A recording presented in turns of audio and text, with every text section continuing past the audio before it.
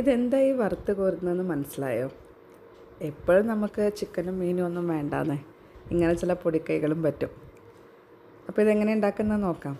Soya chunks ഒരു half an hour ചൂടുവെള്ളത്തിലിട്ട് വെച്ച ശേഷം 2-3 പ്രാവശ്യം നല്ല വെള്ളത്തിൽ, തണുത്ത വെള്ളത്തിൽ കഴുകി വെള്ളം പിഴിഞ്ഞ് കളഞ്ഞ് എടുത്തതാണ്. അതിൽ നമ്മൾ മാരിനേറ്റ് ചെയ്യാനുള്ള പൗഡറൊക്കെ ചേർക്കണം.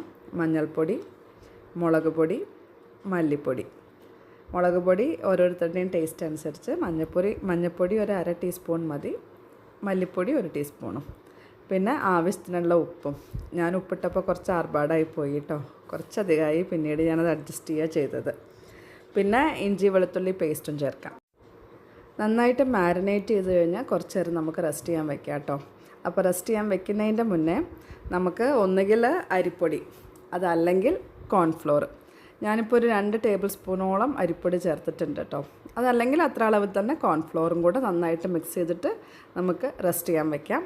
ഒരു ഹാഫ് ആൻ അവർ കഴിഞ്ഞിട്ട് ഇതുപോലെ പാൻ വെച്ച് എണ്ണ ഒഴിച്ച്, എണ്ണ ചൂടാകുമ്പോൾ നമുക്ക് കുറേശ്ശെയായിട്ട് ഈ നമ്മൾ മാരിനേറ്റ് ചെയ്ത് വെച്ചിരിക്കുന്ന സോയാ ചങ്ക്സ് അതിലേക്ക് ഇട്ടിട്ട് ഫ്രൈ ചെയ്തെടുക്കാം.